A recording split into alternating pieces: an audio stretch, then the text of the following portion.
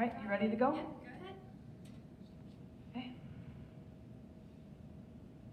High school is supposed to be some of the best 4 years of your life, right? You get to take interesting classes, be around your friends all day long, and be involved in fun activities.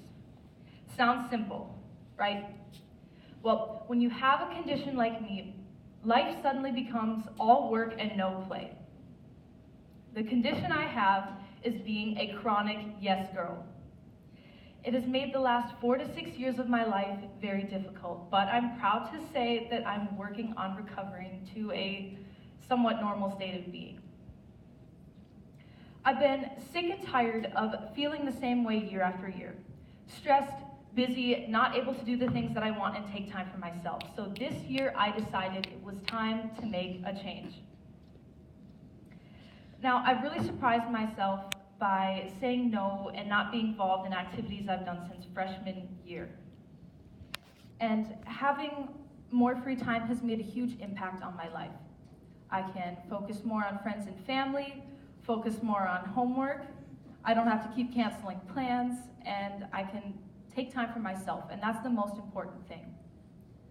But last year I was involved in a lot of things. I did cross country, I was in the play, I did speech, peer facilitating, National Honor Society, and to top it all off, I had to pass chemistry and algebra 2. It was terrible. So yes, this year was a little different. This fall, I didn't try out for the play, and I didn't do a solo for band contest. The reactions I got from people really tested me. I'd hear things like, "Oh, I'm not mad at you, I'm just disappointed." And, "Oh, we miss you, and I wish you didn't quit." Or, "You don't have to take everything so seriously." But you know what I wish I would have heard more of is that people were proud of me and happy that I was taking control of my life and my future. Now, I've only just begun my treatment, and I have a long way to go, but I'm proud of where I am right now. But enough about me. Let's get into talking about some of the symptoms of this disease and diagnosing the rest of you. All right, if the following questions apply to you, please keep track of how many. Are you involved in 5 or more extracurricular activities? I'll give you some time to count. Do you have a hard time saying no? Are your decisions strongly influenced by others? Do most of your activities bring you more stress rather than joy? Now, how many of you said yes to about 3 of these questions? Raise your hand. All right, how many of you said yes to 4 of these questions? You? All right, I have some good news for you, Alexa. You're just like me. All right, now some of you are probably thinking, what kind of sick joke is this, or what WebMD article did I find this on? But in an article by Lolly Daskal, CEO of a global consultancy, Lead From Within, she talks about how these are the very things we should be avoiding if we want to take control of what's really important in our lives. Now, for Alexa, and those of you who feel like you're just like me, I have some more terrible news. You've now been diagnosed with the disease to please. So now that we've talked a little bit about the symptoms and diagnosed some of you, let's talk about how this disease comes about. How is this formed? Being exposed to too many activities and opportunities, letting others decide most of your decisions for you, and not being able to say no are some of the worst dangers that can lead to this disease.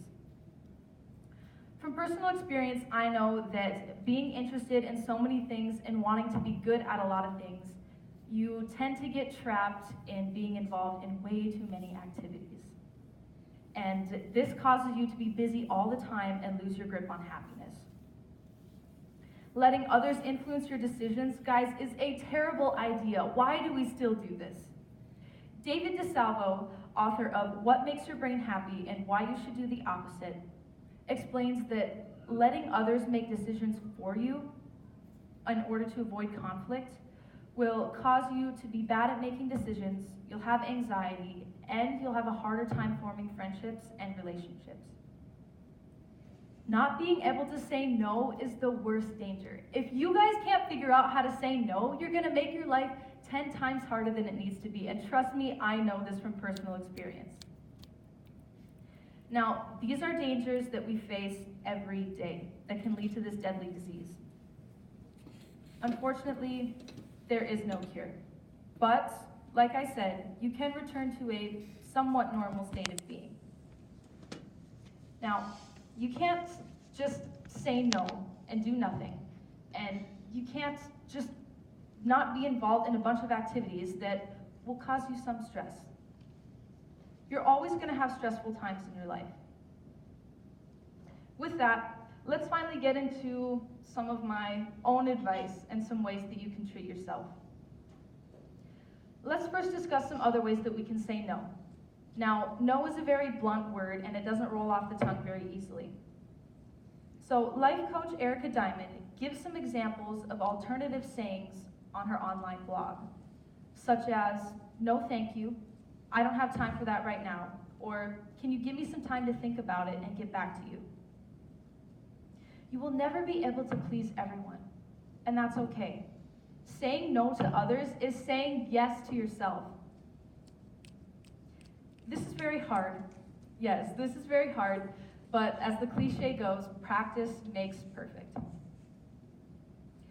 Someone very close to me once asked me, why do you continue to do the things if they don't make you happy? And honestly, I didn't have an answer for them.